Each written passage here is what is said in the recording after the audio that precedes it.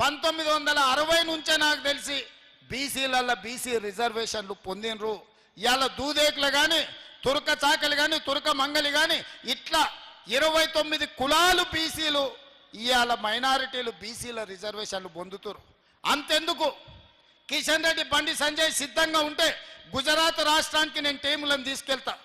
నరేంద్ర మోడీ గారు 12-13 ఏళ్ళు ముఖ్యమంత్రి ఉన్న గుజరాత్లో ఇవాళ ముస్లింలు 29 కులాలు బీసీ రిజర్వేషన్లు అనుభవిస్తున్నారు. ఇవాళ బీసీ రిజర్వేషన్లలో ముస్లింలు గుజరాత్లో ఉన్నారు. ఇవాళ ముస్లిం బీసీలు మధ్యప్రదేశ్ బీజేపీ ప్రభుత్వంలో ఉన్నారు. మహారాష్ట్ర బీజేపీ ప్రభుత్వంలో ఇవాళ ముస్లిం బీసీ రిజర్వేషన్లు అనుభవిస్తున్నారు. బీహార్లో మీ పొత్తుల ప్రభుత్వంలో ముస్లిం బీసీలు రిజర్వేషన్లు ఇవాళ పొందుతున్నారు. ఇవన్నీ నిజం కాదా? నిజ నిర్ధారణ కమిటీని రాష్ట్రాలకు పంపిద్దాం. ఇవాళ ఉత్తగానే భావోద్వేగాలు రెచ్చగొట్టాలి, ఎన్నికల్లో లబ్ధి పొందాలని కిషన్ రెడ్డి బండి సంజయ్ కేంద్ర మంత్రులుగా ఉండి అబద్ధాలు చెప్పుకుంటా వీధి నాటకాలు వేస్తున్నారు.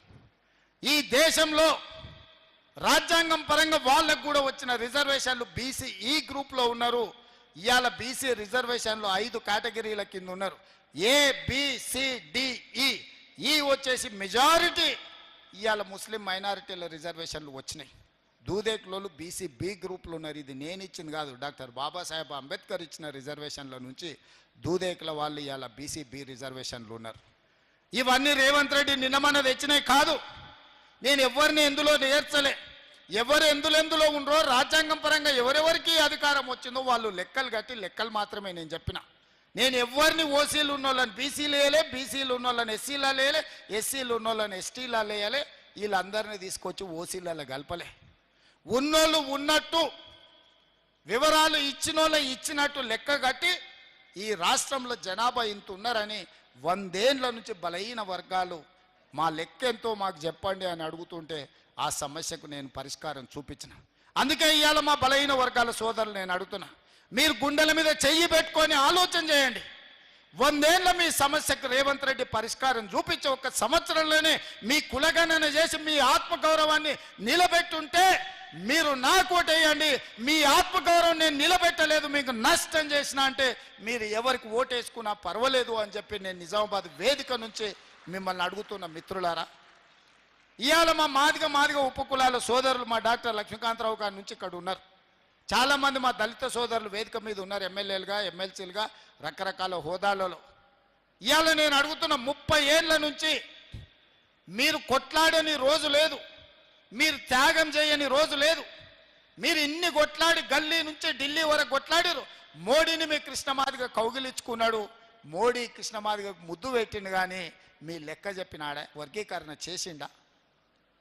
ఇవాళ నేను అడుగుతున్న మా మాదిగ ఉపకులాల సోదరులను 30 ఏళ్ళ మీ సమస్యను మాదిగ ఉపకులాల వర్గీకరణ చేసి లెక్క గట్టి ఎవరికి ఎంత ఇవ్వాలో అంత చట్టం చేసి మంత్రివర్గంలో ఆమోదిస్తే ఇవాళ మా మాదిగ సోదరులు మాదిగ ఉపకులాలు కొంతమందికి కష్టం ఉండొచ్చు, కొంతమందికి నష్టం ఉండొచ్చు, కొంతమందికి ఇష్టం ఉండొచ్చు, కానీ సుప్రీంకోర్టు ఇచ్చిన జడ్జిమెంట్ ప్రకారం ఎస్సీ ఉపకులాల వర్గీకరణ చేసింది నేను కాదా?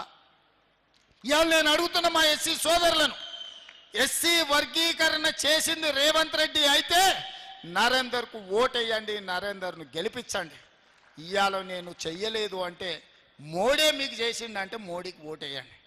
12 ఏళ్ళు ప్రధానమంత్రిగా ఉన్న నరేంద్ర మోడీ కృష్ణమాదిగను కౌగిలించుకున్నాడు, కానీ మీ వర్గీకరణ సమస్యకు పరిష్కారం చూపించిండా అని నేను అడుగుతున్నా.